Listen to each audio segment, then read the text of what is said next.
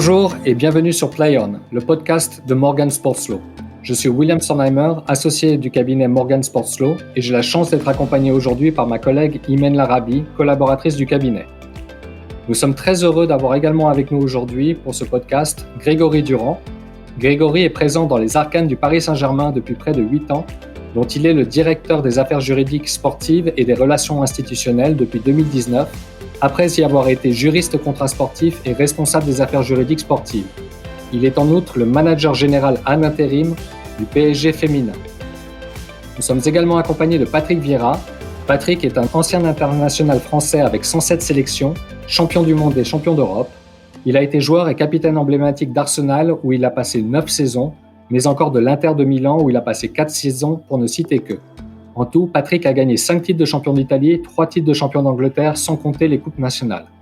Patrick s'est reconverti en entraîneur et a notamment entraîné New York City FC et l'OGC Nice. Bienvenue à tous. Dans l'épisode d'aujourd'hui, nous discuterons du fléau que représente toujours le racisme dans le football. Cette question est malheureusement toujours d'actualité, que ce soit entre joueurs.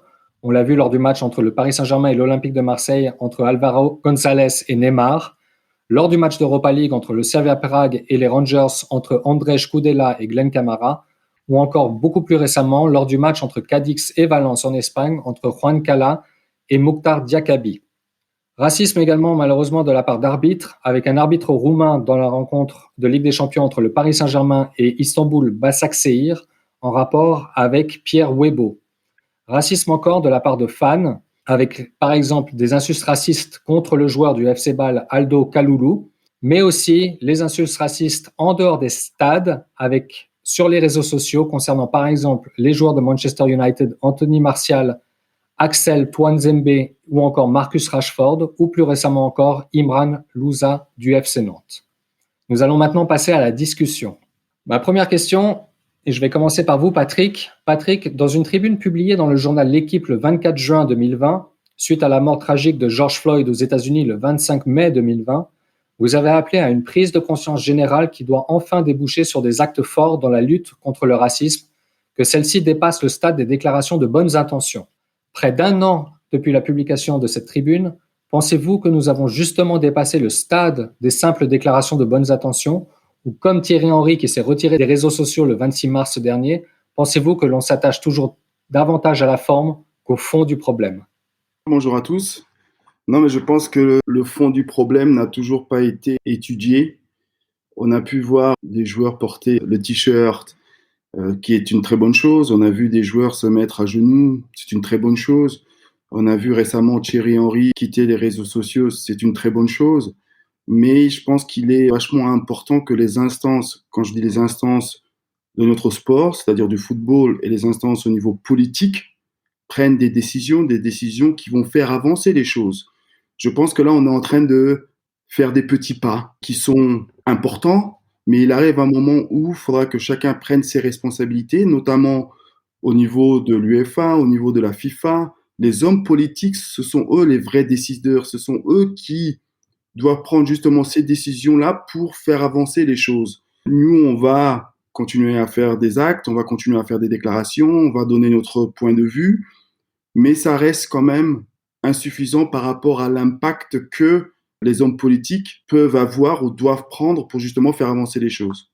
Merci Patrick. Grégory, que pensez-vous de votre côté de cette situation de dépasser la simple déclaration de bonnes intentions ?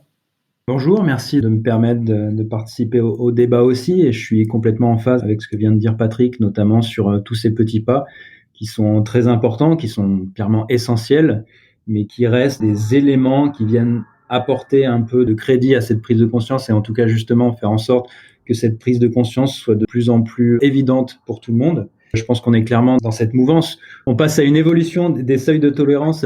Aussi, on s'en rend compte par rapport à tous les faits. Vous l'avez évoqué tout à l'heure. Il y a des actes qui sont forts, il y a des incidents qui sont extrêmement forts et qui apportent effectivement tous ces petits actes. Je pense que ce qui est encore plus important aujourd'hui dans cette prise de conscience, c'est qu'on voit de plus en plus d'actes.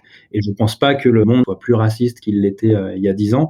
Je pense juste qu'on arrive justement à cette inversion des seuils de tolérance qui diminue de plus en plus, et où on se retrouve avec des situations qui, jusqu'à présent, n'était nullement dénoncé et n'était même pas discuté, n'était même pas polémique, où aujourd'hui on a cette polémique qui enfle, qui augmente et où chaque situation devient dénonçable et devient dénoncée.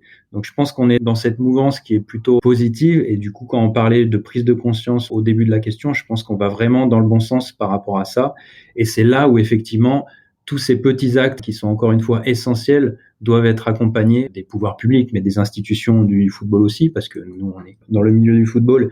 On a vocation, je pense, à être moteur sur ces prises de conscience. Derrière, sur les actes qui doivent être mis concrètement en place, c'est quelque chose de tellement général qu'effectivement, il faut qu'il y ait les politiques qui se saisissent réellement du problème au-delà de simplement l'afficher. Et c'est là où nous, on accompagnera, on aidera. Je pense qu'on avait une vraie responsabilité dans cette prise de conscience, qu'on aura une vraie responsabilité derrière, mais il faut qu'on soit de plus en plus dans la prévention plutôt que dans la réaction, parce qu'aujourd'hui, tous ces petits actes, c'est des actes de réaction à des incidents. Il faut qu'on arrive à trouver le moyen de faire en sorte que ces incidents n'arrivent plus du tout.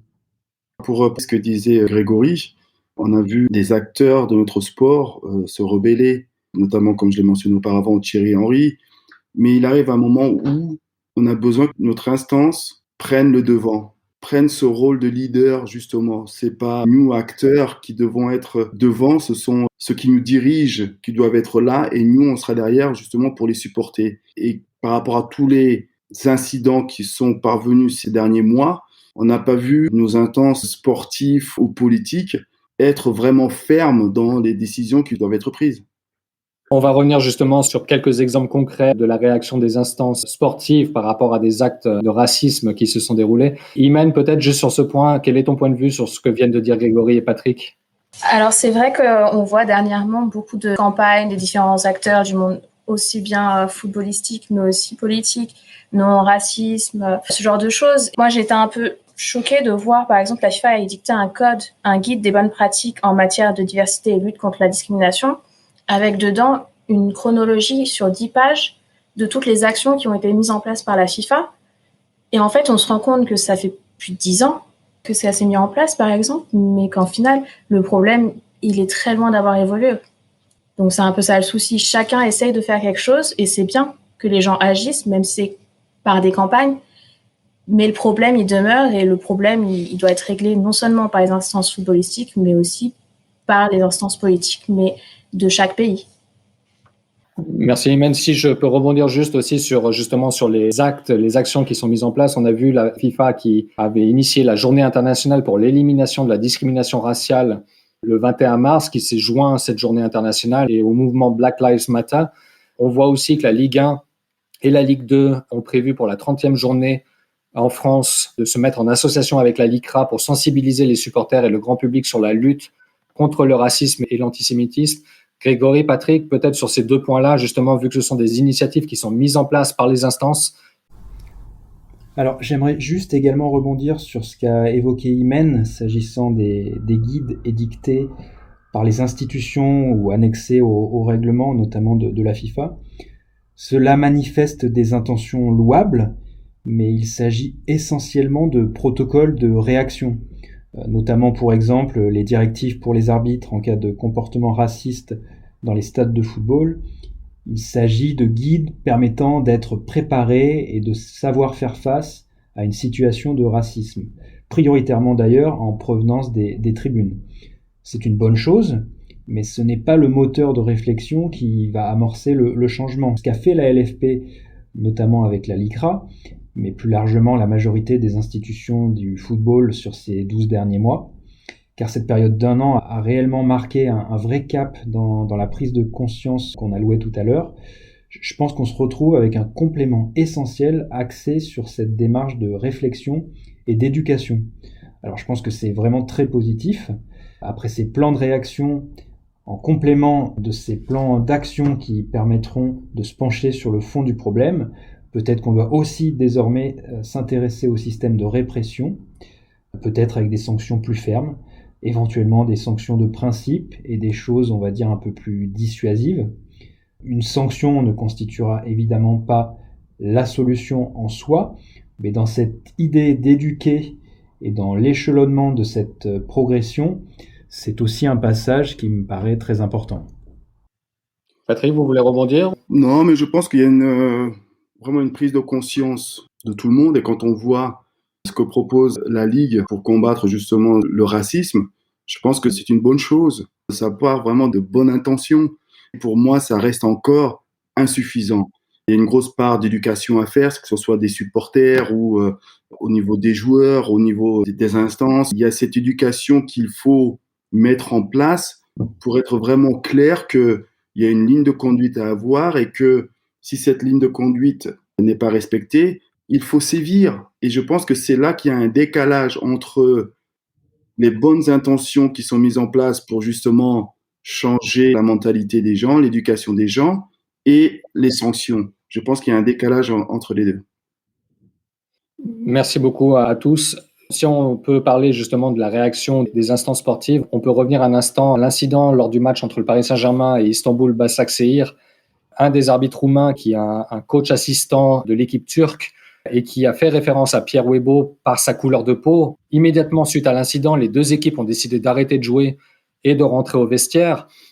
L'UEFA, quant à elle, a quand même mis de longues heures avant de s'exprimer sur la situation pour indiquer qu'elle mène une enquête approfondie.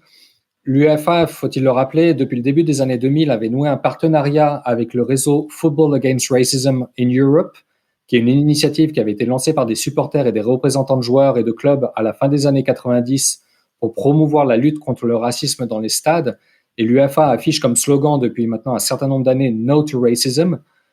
Nous savons aussi que l'arbitre roumain a finalement été suspendu par l'UEFA jusqu'à la fin de saison, mais sur le fondement, et je cite, d'un comportement inapproprié et non pour racisme. Grégory, je vais commencer par vous puisque vous avez été directement impliqué avec votre club. Que pensez-vous de cette attitude de l'UEFA et de la qualification qu'elle a retenue pour suspendre l'arbitre roumain ?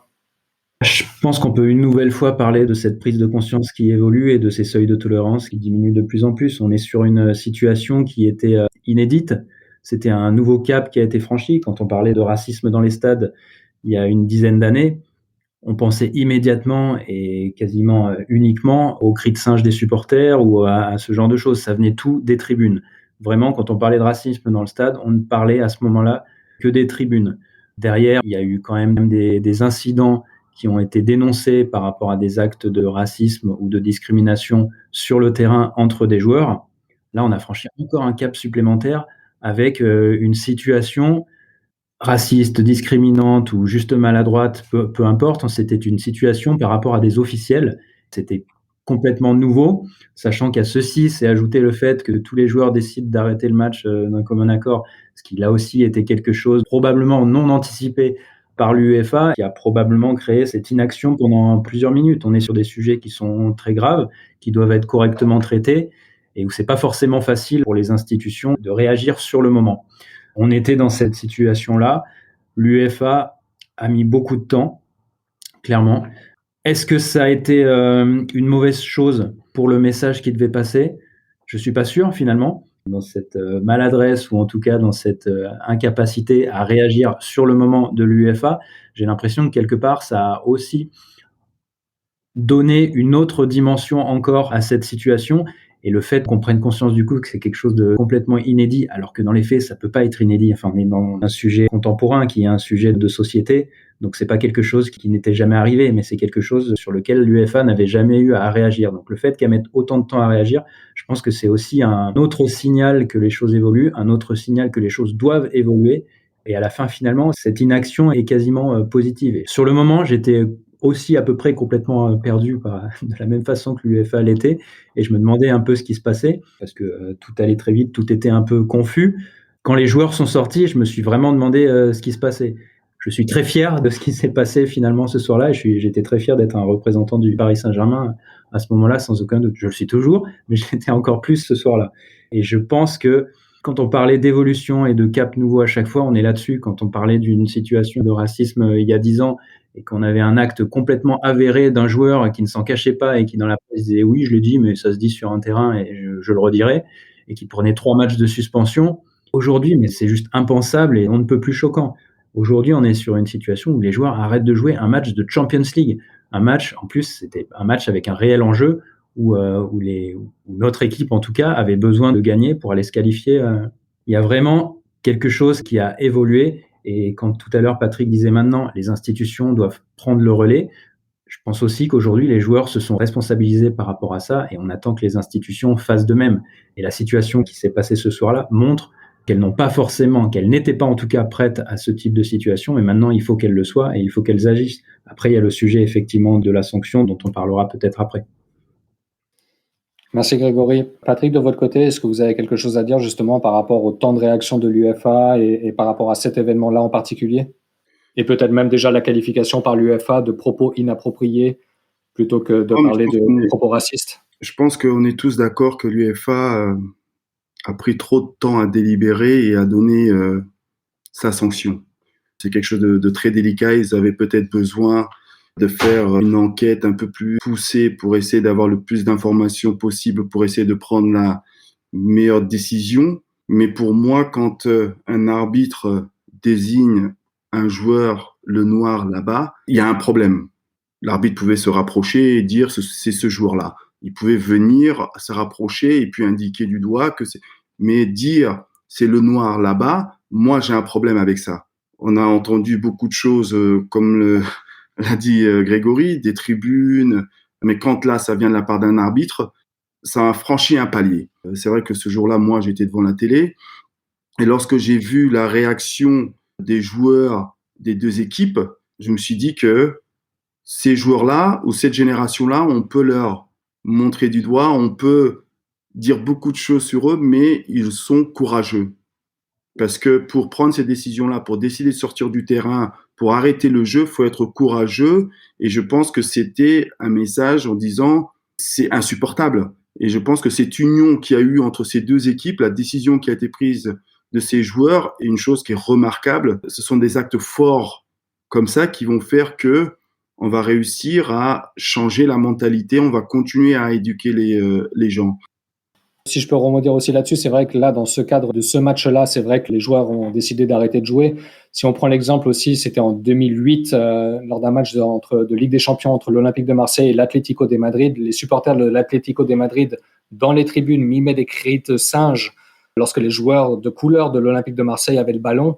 Et à l'époque, le match n'avait pas été arrêté. Ça montre qu'il y a une évolution aussi dans la réaction des joueurs et des équipes et des staffs lorsque de tels incidents se passent, et ce qui est, comme vous le dites, Patrick, une très bonne chose. Imen, est-ce que tu as quelque chose à rajouter sur ce point précis? En fait, quand on regarde la motivation de la suspension de cet arbitre, ce qui paraît assez choquant, c'est que l'UEFA avait la possibilité de le suspendre ou de le sanctionner par rapport au code disciplinaire de son article 14, qui est spécifiquement sur le racisme et autres conduites discriminatoires, mais a choisi de le faire sur la base de l'article 11, une violation de sa part des principes d'éthique ou d'intégrité. Après, on en discutera un peu plus tard, mais c'est vrai que ça peut peut-être se justifier parce que le tribunal arbitral du sport, quand il a eu à juger d'affaires sur le racisme, a aussi pris en compte le fait que l'injure ou l'acte qui pouvait être considéré comme étant raciste devait être considéré comme tel par un spectateur objectif. Et c'est vrai que quand cet incident a eu lieu, on a pu voir beaucoup de gens qui ont dit en effet oui, c'est 100% raciste, mais d'autres personnes qui ont interprété différemment. C'est un problème de langue, un problème d'interprétation. Donc on peut peut-être se dire que c'est peut-être cette raison pour laquelle l'UEFA aurait décidé de prendre son temps, mais aussi de peut-être ne pas sanctionner, en plus pour la première fois, un officiel pour acte de racisme. Merci Imen. Justement, Grégory, on va peut-être revenir sur la question de la qualification. Je pense qu'Imen faisait référence aussi justement à ce fameux match entre l'Atlético de Madrid et l'Olympique de Marseille avec les cris de singe qui émanaient des tribunes et où l'Atlético de Madrid a été sanctionné pour conduite impropre des supporters et non pas pour conduite raciste des supporters. Donc l'UEFA semble adopter, tout comme le TAS d'ailleurs derrière, mais semble adopter donc cette attitude de qualifier ces propos-là comme étant des propos impropres et non pas racistes. Patrick nous disait que pour lui, c'était clairement raciste. Au niveau de la qualification juridique, c'est toujours un peu plus ténu et puis forcément plus important pour déterminer les sanctions. Qu'est-ce que vous en pensez, vous? Je pense que je vais repartir justement de l'idée d'évolution que j'ai évoquée peut-être déjà trop de reprises, mais en tout cas, je vais repartir de ça pour répondre à cette question, où on a la responsabilisation des acteurs qui est très bonne aujourd'hui, qui est partie de très loin, où on avait à une époque justement les cris de singe envers certains joueurs et qui continuaient le match, qui essayaient de faire abstraction et qui essayaient de continuer le match sans dénoncer. parce qu'on était dans un contexte différent, une situation différente. Cette évolution a amené les joueurs à être en réaction à ces situations, mais c'était à chaque fois les joueurs concernés. On s'est retrouvé avec des situations où les joueurs, je pense notamment à Marc-André Zorro, malheureusement c'était souvent en Italie à cette époque-là, où Marc-André Zorro s'est retrouvé justement dans cette situation-là, a voulu quitter le terrain, enfin était en pleurs, c'était vraiment quelque chose de poignant et de terrible, et où ses coéquipiers l'ont convaincu de rester. L'évolution d'après, les coéquipiers ont fait front avec les joueurs. On a eu la situation de Marega où Marega et ses coéquipiers lui avaient demandé aussi de rester, mais le joueur était sorti, c'était l'évolution d'après. Et aujourd'hui, on est vraiment dans une responsabilité de l'intégralité des acteurs du terrain, avec notamment cette situation effectivement sur ce match de Champions League de décembre dernier où tous les acteurs sont sortis, mais naturellement. Il n'y a même pas eu de concertation. Tous, ça leur paraissait évident qu'il y avait quelque chose qu'ils ne pouvaient pas tolérer, qui dépassait le football et qu'il convenait de manière naturelle de ne pas continuer à jouer le match dans ces conditions-là. Donc on a cette évolution qui est positive, qui vient des acteurs du terrain. Il y a une vraie responsabilisation. Et c'est là où tout à l'heure on disait qu'il y a un moment, cette responsabilisation, il faut qu'elle soit partagée par tous, et où je pense que les institutions doivent aussi justement faire évoluer leur façon de voir les choses, de raisonner, leur façon de sanctionner, et où le fait de ne pas utiliser les outils de lutte contre le racisme dans ce type de situation, c'est déjà une façon de prendre une position qui ne va pas forcément dans ce sens de l'évolution. Aujourd'hui, pour faire évoluer les choses, j'ai envie de dire que le fait que ce soit une maladresse, c'était quasiment mieux pour prendre des décisions fortes du côté de l'UEFA. Parce que aujourd'hui, effectivement, qualifier une personne par la couleur de sa peau, c'était le moment pour l'UEFA de dire que c'était pas quelque chose de convenable. Toutes les sociétés réagissent différemment et toutes les sociétés utilisent ce type d'adjectif de manière différente. Il n'en reste pas moins que si ça crée une polémique, c'est qu'il y a un sujet derrière et c'est qu'il y a quelque chose à traiter. Et c'est là où je pense que l'UEFA n'est pas forcément allé jusqu'au bout du problème et n'a pas forcément voulu prendre cette responsabilité-là à ce moment-là, en partant sur la qualification de l'article 11 qui est lié à la nature des propos sans aller sur le sujet du racisme. Alors effectivement, sur un plan purement légal, c'est clairement moins risqué. Il n'y a pas le sujet d'intention aussi qui peut être pris en compte. Aujourd'hui, effectivement, je n'ai aucun doute sur le fait que cet officiel n'est pas raciste. Il n'empêche que ce qu'il a dit dépasse la frontière de l'entendable à mon sens et au sens de beaucoup de personnes. Donc c'est là où peut-être l'UEFA a ce rôle d'éducation qui passait aussi cette fois-ci par la sanction. C'est là où je suis plutôt en phase avec Patrick sur le fait de dire que cette responsabilisation de l'UEFA n'est pas allée dans le sens de l'évolution qu'on attend. Merci Patrick. On en a déjà parlé et on va peut-être revenir à ce qui se passe sur un terrain. Selon vous, quelle devrait être l'attitude d'un joueur, d'un entraîneur, d'un club, d'un arbitre lorsqu'une personne, un autre joueur, un entraîneur est victime de propos racistes ou d'actes discriminatoires? Je pense que ce qui est vachement important, c'est d'être solidaire. Quand on voit les derniers incidents à Valence, le joueur est sorti et tous ses coéquipiers sont sortis avec lui parce que c'était vachement important. Et moi, je suis pas pour parce que ce que j'ai envie, c'est de voir les joueurs sur le terrain. J'ai envie de voir le match. Je veux pas que le match s'arrête. Je veux que le match continue. Mais si on veut changer les mentalités, si on veut changer les choses, ce sont des décisions fortes qu'il faut prendre. Et sortir du terrain, arrêter le jeu. Si c'est l'arrêter 5 minutes, si l'arrêter 10 minutes, si c'est complètement l'arrêter, ça, j'ai pas la réponse. Mais voir les joueurs sortir du terrain pour marquer le coup, je trouve que c'est une très bonne chose. Mais il va arriver un moment où les joueurs vont sortir et ne voudront plus retourner sur le terrain et ne voudront plus jouer. Malheureusement, on va en arriver là. Parce que quand on voit l'évolution des choses, il y a 10 ans, les joueurs ne sortaient pas du terrain. Aujourd'hui, ils sortent du terrain et ils reviennent. Il va arriver un moment, ils vont sortir du terrain, ils voudront plus rejouer. Et ça, je pense, quand on arrivera à ce point-là, ça sera très compliqué après pour les instances de prendre les bonnes décisions. Parce que s'ils prennent acte dès maintenant et qu'ils donnent les sanctions qu'il faut, on n'en arrivera pas là. Parce que les acteurs verront que ils sont supportés par l'UEFA et que l'UEFA est de leur côté. Et à partir de là, ils n'auront pas de raison de sortir du terrain. Parce que c'est un combat qui va prendre du temps, ça ne va pas se faire du jour au lendemain. Mais ce qui est important, c'est de voir que les instances sont derrière les joueurs, qui supportent les joueurs, mais ils ont une grosse responsabilité à prendre s'ils ne veulent pas que les matchs s'arrêtent. Je suis complètement en phase. On est sur des situations qui doivent être prises comme un message, un signal, pas comme une solution.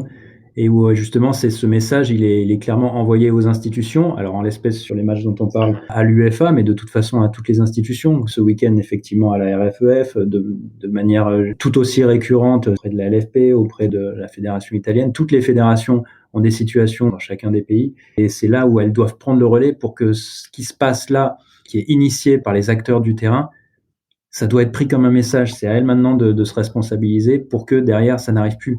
Alors après, c'est facile de dire ça. J'ai pas de solution malheureusement à leur donner. J'ai même peut-être été dur tout à l'heure par rapport à l'UEFA parce que derrière, je sais pas ce qu'elles doivent prendre comme décision. Mais je pense que là, on est vraiment à un carrefour où des choix doivent être pris par rapport à ça. Et où c'est le moment de se responsabiliser, de trouver pas forcément des solutions, mais en tout cas des actes fermes pour continuer à avancer, pour que ces messages ne deviennent pas une solution et une règle inhérente à chaque situation de ce type-là, mais nous permettent de continuer à avancer dans le bon sens. Merci à tous les deux. On va revenir là maintenant justement sur tout ce qui est règlement disciplinaire, mais on sait qu'en pratique, un arbitre, par exemple, sur le terrain pourrait arrêter un match et le déclarer perdu sur tapis vert en cas de justement de propos racistes qui seraient tenus lors du match. À ma connaissance, en tous les cas, je crois que ça n'a jamais été fait en pratique et que les seules choses qui se sont passées, ce sont des arrêts temporaires de match, voire un arrêt pour une journée, comme dans le cas du PSG contre Başakşehir, et puis la reprise du match le lendemain. Au niveau du règlement disciplinaire, des règlements disciplinaires, donc Imen, tu faisais référence à l'article 14 du règlement disciplinaire de l'UEFA. On a aussi l'article 13 du code disciplinaire de la FIFA qui prévoit des suspensions. Et je résume, parce que les articles sont beaucoup plus complexes mais prévoit des suspensions d'au moins 10 matchs ou toute autre sanction appropriée pour les auteurs d'actes discriminatoires ou racistes. Des sanctions sont également prévues contre les clubs ou les membres en cas d'actes racistes, les fédérations, j'entends, en cas d'actes racistes de la part des supporters, avec au minimum la fermeture d'une partie du stade. Et finalement, des sanctions sont encore plus importantes en cas de récidive, avec des amendes, 1 ou plusieurs matchs à huis clos, des fermetures de stade, voire la déduction de points ou la disqualification d'une compétition. Imen, je vais commencer par toi. Est-ce que tu peux nous parler de la jurisprudence du TAS sur justement l'application des différentes règles disciplinaires? Ça va peut-être paraître un peu étonnant vu qu'on a tendance à se remémorer beaucoup d'incidents qui ont eu lieu. Mais en fait, quand on regarde la jurisprudence du TAS à ce sujet, on trouve que très peu de cas, sans doute que certains ne sont pas publics. Si on remonte un peu dans le temps, peut-être que Patrick s'en rappellera d'ailleurs, mais l'un des premiers cas qu'on voit, c'est une affaire avec le PSV Eindhoven, donc contre l'UEFA de 2002. Où en fait, c'était sur un match de Champions League du PSV Eindhoven contre Arsenal. En fait, il y avait eu des jets d'objets et des cris de singes à l'encontre des joueurs d'Arsenal. L'arbitre du match, parce qu'en fait, ce qui déclenche tout ça, c'est des dénonciations d'arbitres ou alors des joueurs, mais là, en l'occurrence, c'était l'arbitre du match. Lui avait fait juste un rapport pour les jets d'objets et quelques cris. Donc, il y avait une première instance de l'UEFA qui avait donné une amende de 30 000 francs suisses pour ces injures et ces jets et avait pris en compte les antécédents du PSV Eindhoven. Et cette amende avait été rehaussée à 50 000 francs suite à une nouvelle étude de l'UEFA qui avait décidé, après visionnage de vidéos et témoignages de certains joueurs d'Arsenal, les faits étaient beaucoup plus graves. Alors donc ça, c'est allé au TAS. Et en fait, l'amende a été redescendue à 30 000 francs parce que le TAS a pris en compte le passif du club, en effet, mais surtout le fait que précédemment, le club, le PSV Eindhoven, avait été sanctionné d'une amende de 20 000 € par l'UEFA pour des incidents qui, je cite, étaient beaucoup plus graves d'après eux, qui avaient nécessité l'intervention de la force publique. Ces incidents n'étaient pas liés au racisme, mais le TAS a considéré que ces incidents étant beaucoup plus graves, la sanction, malgré les injures racistes, ne pouvait être plus importante que ce qui s'était passé avant. Quand on pense maintenant à ce qui se passe, on trouve ça un peu choquant quand même, parce que la violence physique, c'est grave, mais le racisme, c'est quelque chose qui est un peu aussi très limite quand même. Après, on a eu plusieurs autres affaires. Ce qui est ressorti un peu de la jurisprudence du TAS, c'est de se rendre compte que pour que l'article 14, donc sur le racisme du code disciplinaire de l'UEFA s'applique, il y a 2 éléments qui doivent exister. Le premier, c'est qu'il doit y avoir une insulte à la dignité humaine et que cette insulte doit être sur la base de la race, de l'ethnicité. L'UEFA va assez largement, c'est-à-dire que des banderoles ou alors des chants s'ils sont interprétés comme pouvant être une atteinte à la dignité, doivent être sanctionnés. Mais là encore, on en vient à l'interprétation. Et cette interprétation, elle est faite sur la base de ce qu'on appelle l'observateur objectif. C'est un peu les limites qu'on a. Ça peut choquer, mais dans de nombreux cas, le TAS a revu à la baisse certaines des sanctions en prenant en compte le principe de proportionnalité. Donc voilà.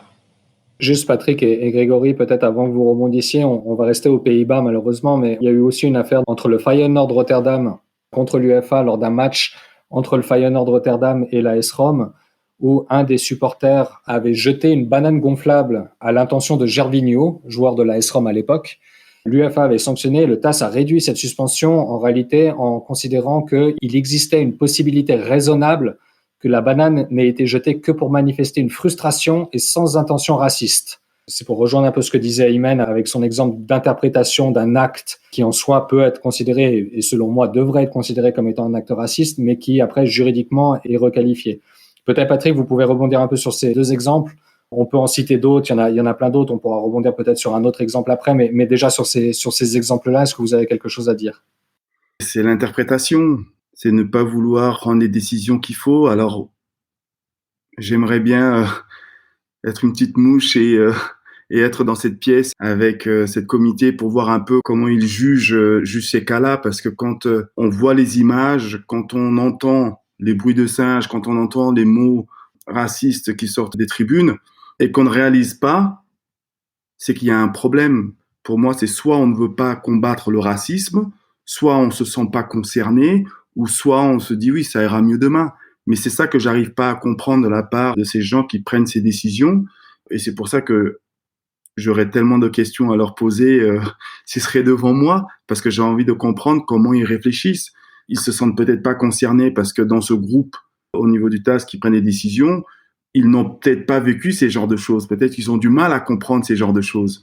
Et c'est ça qui me dérange. Et Imen a mentionné le match contre le PSV. Moi, j'étais sur le terrain, j'ai été joueur, j'ai entendu le racisme qui sortait des tribunes. Et à notre époque, ou moi, à mon époque, je l'utilisais comme source de motivation. Et aujourd'hui, les joueurs sortent du terrain. J'aurais aimé, moi, sortir du terrain beaucoup plus tôt. Peut-être que l'évolution elle aurait été différente au jour d'aujourd'hui. Et c'est pour ça que les joueurs qui sont sortis du terrain aujourd'hui, je suis mais à 300% derrière eux, je leur envoie tout mon amour et tout mon soutien par rapport à cette décision-là, parce que c'est cette décision-là qui va faire que les choses vont s'améliorer dans le futur.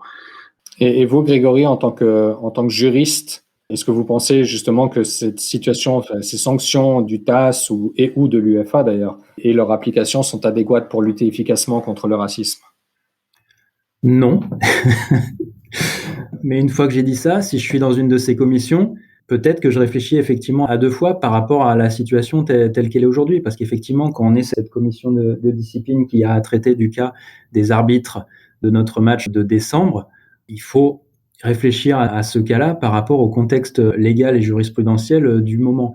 Et le problème de cette façon de penser, c'est que c'est compliqué de faire évoluer les choses parce que le contexte, il change pas tant qu'on prend pas de nouvelles décisions. Donc, quand on parle de responsabilisation, évidemment, il y a celle des instances du football, mais il y a aussi celle du tribunal arbitral du sport. Il y a aussi celle, tout à l'heure, on parlait des politiques. C'est général. On est encore une fois dans un sujet de société où nous, football, on a la chance d'avoir une aura, une exposition, une universalité qui nous permet de pouvoir tenir en tout cas un rôle éducatif, éducationnel.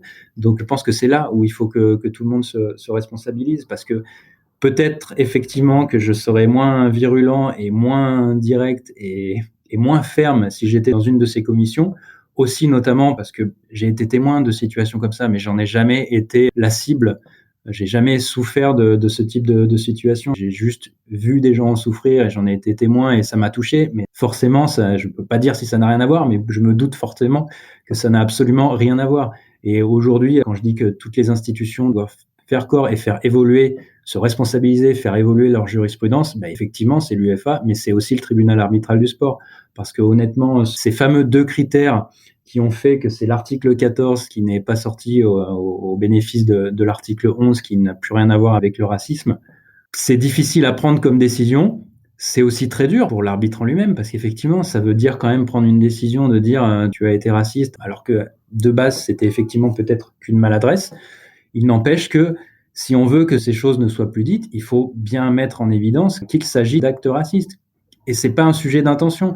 À chaque commission de discipline où on va sur un carton rouge pour un joueur, très souvent, le joueur, il fait pas exprès de faire la faute. Donc, on plaide, entre guillemets, la maladresse devant la commission de discipline. Et on a, notamment devant la LFP, le président de la commission de discipline, souvent, il nous dit, mais vous savez, la maladresse, ça reste une faute.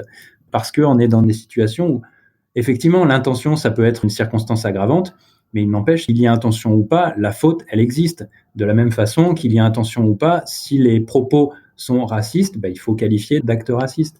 J'aurais aimé aussi être la petite mouche à côté, parce que là, je ne comprends même pas comment, même avec le contexte jurisprudentiel du tribunal arbitral du sport à ce moment-là, je ne comprends même pas comment on a pu en arriver à accorder le bénéfice du doute sur une situation comme ça. Donc oui, il y a la présomption d'innocence, il y a plein de choses qui doivent être protégées et qui sont très importantes. À côté de ça, je pense qu'il faut continuer de sévir, et c'est peut-être là où il faut juste qu'ils prennent conscience que dire que telle personne a fait un acte raciste, c'est pas forcément lui dire qu'il est raciste, mais c'est justement l'éduquer et éduquer tout le monde autour par rapport au fait que ces choses-là ne doivent plus être dites. S'il y a polémique, c'est qu'il y a un sujet et il faut continuer à avancer dans le bon sens. Mais en plus, je pense que, si je peux me permettre, ce qui porte un peu à se poser des questions, c'est comment est composée cette commission. Je commence à me poser des questions sur justement ces commissions qui prennent des décisions, à savoir comment ils sont composés, il y a qui dans cette commission, est-ce qu'il y a des hommes, est-ce qu'il y a des femmes, est-ce qu'il y a des anciens joueurs. J'ai envie de savoir comment cette commission est construite pour justement essayer de prendre la bonne décision, on va dire, ou la décision juste. Juste par rapport justement au type de sanctions, c'est vrai qu'on a cité 2 exemples qui n'étaient pas forcément des exemples qui étaient très marquants dans la lutte contre le racisme, mais c'est vrai que si on prend un autre exemple dans une affaire du TAS entre Josip Šimunić, un joueur croate, contre la FIFA, le TAS avait confirmé la sanction qui était prononcée contre le joueur par la FIFA, qui était une suspension de 10 matchs pour avoir à la fin d'un match entre la Croatie et l'Islande prononcé avec les supporters dans le stade le salut croate qui était utilisé pendant la Deuxième Guerre mondiale par le mouvement fasciste Ustaše. Donc là, c'est vrai que la FIFA, tout comme le TAS, a appliqué une suspension de 10 matchs qui est la suspension minimale dans ce genre de situation. Aujourd'hui, il y a peut-être effectivement ce sujet de qualification où c'est compliqué et il faut prendre des décisions fortes qui peut-être juridiquement seront discutables, mais en tout cas qui sont défendables. Donc je pense qu'il faut les prendre. Et derrière, aujourd'hui, les outils existent. Il y a des vraies sanctions qui sont quand même très fortes, que ce soit pour les joueurs, pour les clubs, pour les supporters via les clubs. Les suspensions, enfin les décisions qui peuvent être prises, les sentences qui peuvent être prises sont plutôt très fortes, mais on se rend compte qu'elles ne sont jamais appliquées, comme tout à l'heure on parlait d'une autre situation où le fait qu'un arbitre arrête le match, ça n'arrive pas, et pourtant peut-être que ça devrait plus arriver parce que les situations existent. Donc pourquoi ça n'arrive pas? Les outils existent, mais il y a cette crainte de les appliquer parce qu'on est sur un sujet touchy, on a peur de mettre un coup de projecteur sur quelque chose de négatif dans notre milieu, alors que on se rend compte que quand ça arrive à la fin, c'est que positif. C'est là où je pense qu'il faut passer outre cette crainte qu'on a tous, ne serait-ce que là, le fait que j'intervienne sur ce sujet-là, j'avais envie de le faire, mais instinctivement, j'ai aussi demandé en interne si c'est quelque chose que je pouvais faire parce que, et tout le monde a dit évidemment, mais il y a toujours cette crainte parce qu'on est sur un sujet touchy, on a toujours peur de faire une maladresse, on a toujours peur de créer une polémique, alors que je pense qu'il ne faut pas avoir peur de cette polémique. À la fin, on se rend compte que c'est ça qui continue de faire avancer. Merci Grégory, merci à tous. Pour conclure, une dernière question maintenant sur les réseaux sociaux. La réglementation des fédérations ne semble pas concerner les attaques racistes de supporters sur les réseaux sociaux. Et comme je l'ai dit en introduction, il y a malheureusement beaucoup trop d'exemples sur ce sujet, alors que justement la réglementation couvre de tels propos tenus par des joueurs. Et je peux citer l'exemple assez récent d'Edinson Cavani avec Manchester United lorsqu'il a répondu à un commentaire le félicitant pour sa performance et il a indiqué, je le cite en espagnol, « Gracias Negrito », qui a été sanctionné en Angleterre de 3 matchs de suspension et d'une amende de 100 000 pounds. Patrick, selon vous, quelles mesures devraient être prises pour s'attaquer à cette situation des attaques racistes sur les réseaux sociaux?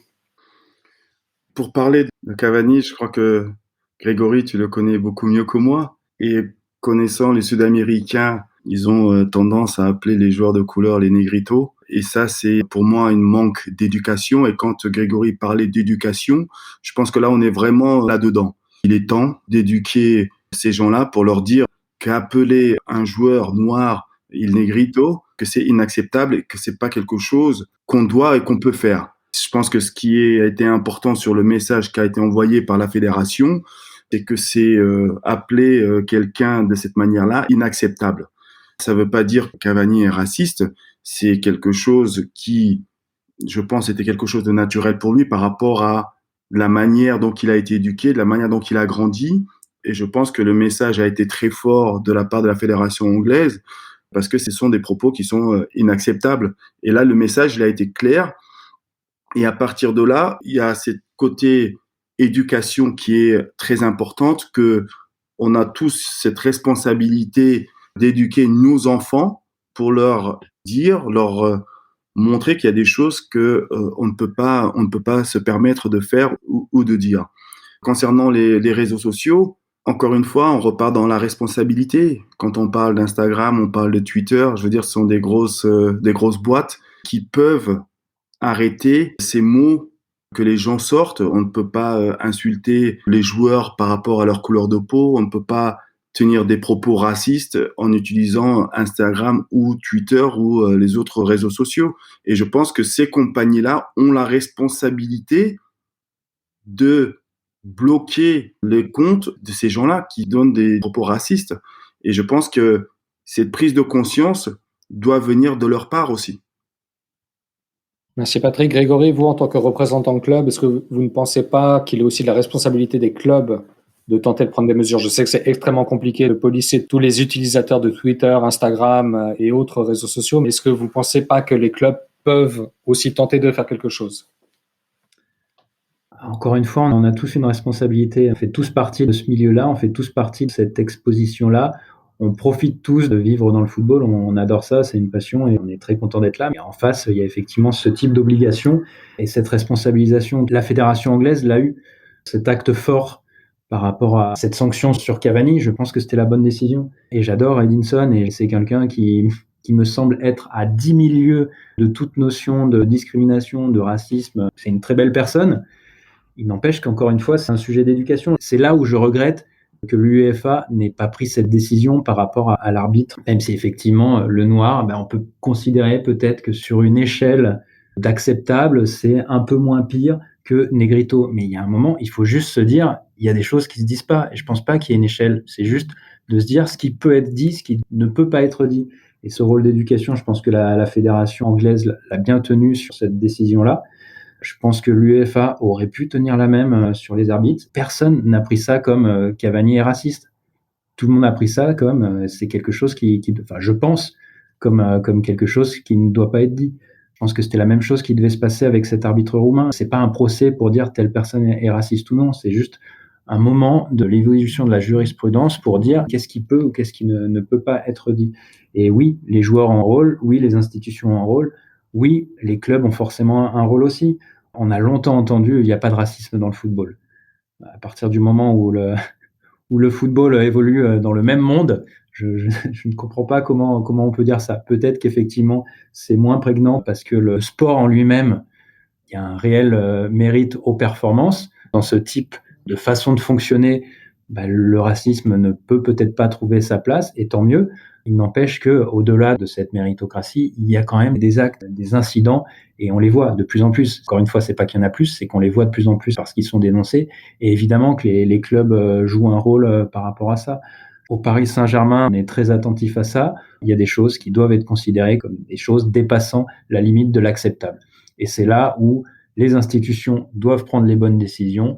Les clubs doivent éduquer leurs joueurs, leurs éducateurs de la même façon. Et les joueurs, avec l'aura qu'ils ont, doivent continuer effectivement cette démarche-là. Merci à tous les deux. Est-ce que vous avez quelque chose que vous voulez dire pour conclure? Pour conclure, ça c'est seulement pour dire que les acteurs de ce sport prennent leurs responsabilités par rapport à tout ce qui s'est passé ces dernières semaines, ces derniers mois. Et au jour d'aujourd'hui, il est temps que les instances prennent leurs responsabilités. Merci beaucoup. Grégory, un mot pour conclure ou tout est dit? Tout est dit. Je pense qu'en plus, de toute façon, on a beaucoup parlé de racisme. Je pense que les discriminations, ça va au-delà de ça. Il y a beaucoup de choses qui sont dites sur le terrain et qui ne doivent pas être dites. Effectivement, le racisme, c'est ce qui, pour les joueurs, dépasse l'entendable, l'acceptable aujourd'hui. Et je pense qu'il y a beaucoup plus que ça qui se dit sur le terrain et qui ne doivent plus se dire ou en tribune. Je suis assez rassuré pour l'avenir, je suis assez confiant parce qu'encore une fois, tout ce qui s'est passé dernièrement, même si ça ressort d'incidents négatifs, la façon dont ça avance, la façon dont c'est pris par le public, ça me paraît être extrêmement positif. Je suis d'accord avec Patrick sur le fait que maintenant, il faut qu'on exploite cette prise de conscience et qu'on se responsabilise tous. Et effectivement, en premier lieu, les institutions, même si c'est pas le rôle principal des clubs et du monde du football, on ne fait pas de politique, il n'empêche qu'on peut avoir ce rôle d'éducation et on doit l'avoir. Voilà, un grand merci à tous les deux. Merci à Grégory et à Patrick de nous avoir rejoints et d'avoir partagé leur avis sur ce sujet qui est passionnant et qui pourrait être développé bien plus avant. Pour des analyses et des articles sur le contentieux sportif en général, veuillez consulter notre site internet www.morgansl.com. Si vous souhaitez vous inscrire à notre liste de diffusion ou si vous souhaitez que certains sujets soient abordés dans un futur podcast, veuillez nous envoyer un email à l'adresse suivante podcast@morgansl.com. Enfin, n'hésitez pas à vous connecter avec nous sur nos plateformes de médias sociaux, Twitter, LinkedIn, Instagram et Facebook pour des articles, des mises à jour et des nouvelles. Nous espérons que vous avez eu du plaisir à nous écouter et que vous vous joindrez à nous pour les prochains épisodes de Play On.